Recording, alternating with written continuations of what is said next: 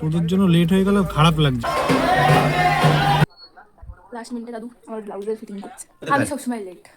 Bus thank you so much. গায়ে হলুদ শেষ হওয়ার পর আমি ঝটাপট রেডি হওয়ার জন্য চলে গেছিলাম পার্লারে। আর পার্লার থেকে এসে দেখলাম দিয়া হেয়ারস্টাইল করতে বসেছিল, তো আমি একটু হেল্প করে দিলাম। আমি আর আমার দাদুন রেডি, আর দিয়া আমাকে এখানে বলছিল গায়ে কিছু মোটা পান নাহলে ঠান্ডা লেগে যাবে, কিন্তু কে শোনে কার কথা। আর আমি আর বোন নিচে এসে একটুখানি ক্যামেরা সেটা ঢং করে নিচ্ছিলাম, যেটা আমাদের দুজনেরই করতে খুব ভালো লাগে। আর আমার ভাই তো ক্যামেরা দেখলেই পালিয়ে যায়।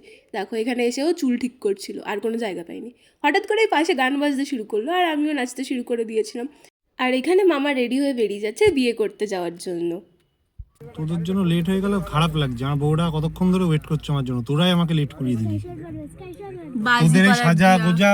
মেয়েদের যে রেডি হতে একটু টাইম লাগে সেটা মামাকে কেই বা বোঝাবে। যাই হোক, ফাইনালি আমরা চলে এসেছিলাম। আর এখানে কোনে পক্ষ আমাদেরকে আটকানোর চেষ্টা করেছিল, কিন্তু বর পক্ষের গায়ে একটু বেশি শক্তি থাকার কারণে কেউ আমাদের বেশিক্ষণ আটকে রাখতে পারেনি। বরকে কোলে করে নিয়ে আমরা লজে ঢুকছিলাম। তারপর ওপরে এসে চলে এসেছিলাম মিমির কাছে। দেখো মিমিকে কি সুন্দর লাগছে না। এবার আমি আর বকবক করছি না, তোমরা বিয়ের কিউট কিউট মোমেন্টগুলো এনজয় করো। আর ভালো লাগলে নিশ্চয়ই লাইক করে দিও।